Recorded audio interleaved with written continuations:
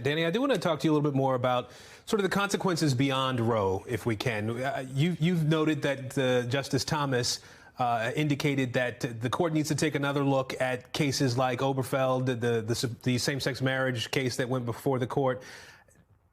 Does putting that language in a decision like this start to signal to lawyers and legislatures around the country, all right, now it's time to come up with a case to challenge these things, and the laws might change, the decisions from the court might change in terms of striking down the right to same-sex marriage? Yeah, Justice Thomas often gets discounted. He's thought of as writing these more extreme concurring or dissenting opinions.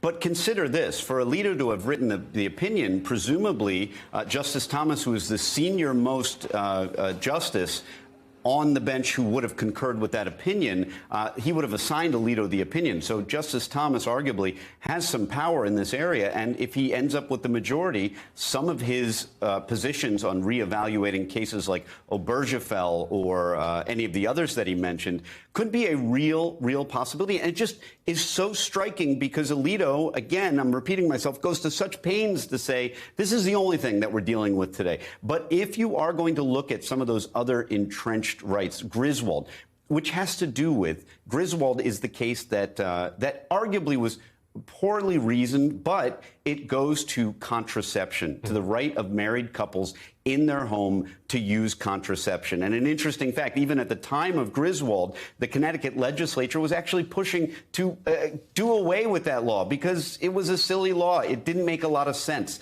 But yet, because the Supreme Court grafted this right from the Constitution onto the populace, it became controversial. And by the way, even Justice Ruth Bader Ginsburg recognized that Roe was problematic because it created a right, it took that power away from the state legislatures, and created a controversy when, at the time, state legislatures were kind of moving towards liberalizing abortion. That you didn't have the evangelical push then that you do today. Now, obviously, I wasn't there. I can't take the pulse of what was going on in America at the time. But Justice Ginsburg, other liberal thinkers, Mark Tushnet, have all criticized Roe. So in a sense, we knew this was coming. Does it mean that substantive due process, the idea that unenumerated rights in the Constitution are dead going forward? I don't know. That could go either way. Maybe they are dead, and the only thing keeping them alive is reliance interests, that we've relied on them for a while. But then again, a lot of people relied on Roe for a long time.